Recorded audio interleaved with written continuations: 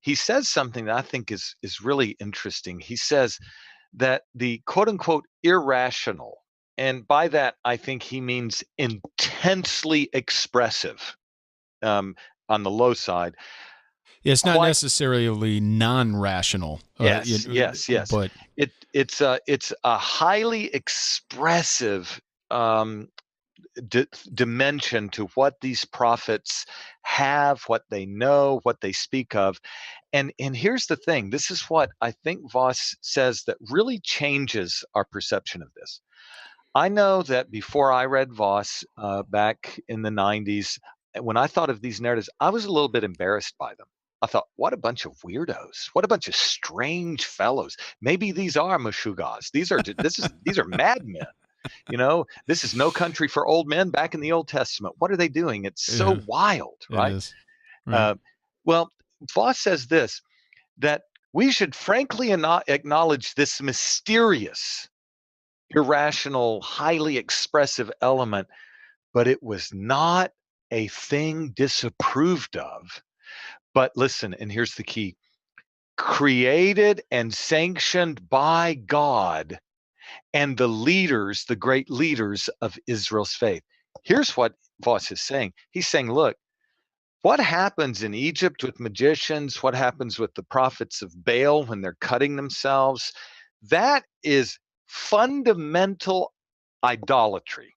It is intrinsically displeasing to God, and it comes from the prophet's own imagination, as that imagination is held captive to sin.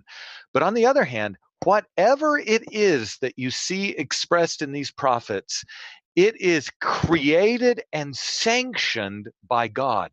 Just pause on that. That's on the top of page 204. What is he saying? Well, he's saying something like this. This, remember, we'll say it one more time, is a divinely overseen, divinely created, divinely sustained advancement of redemptive history.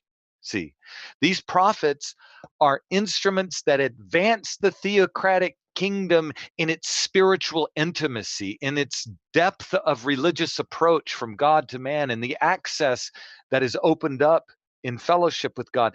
That's what's being advanced here by God. It is created and sanctioned by God as an organic epochal movement forward in the history of redemption. And so it characterizes the great leaders of Israel's faith.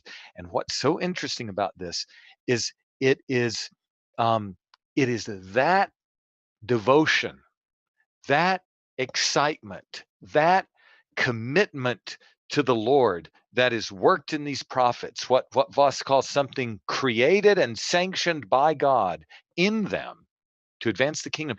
It's that thing that the kings like Saul and the false prophets like Shemaiah oppose.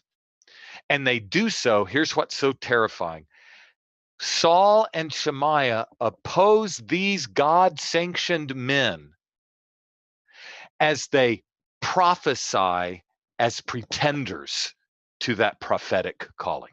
That Mm. is what is so terrifying. This is what sets up, by the way, Saul is going to set up, which we're about to go to. Saul is going to set up the demise, the downward movement of the theocratic kingdom in relation to the prophets, because Saul is going to try, I'll just tell you in advance, Saul is going to try to join something created and sanctioned by God with his own ambition.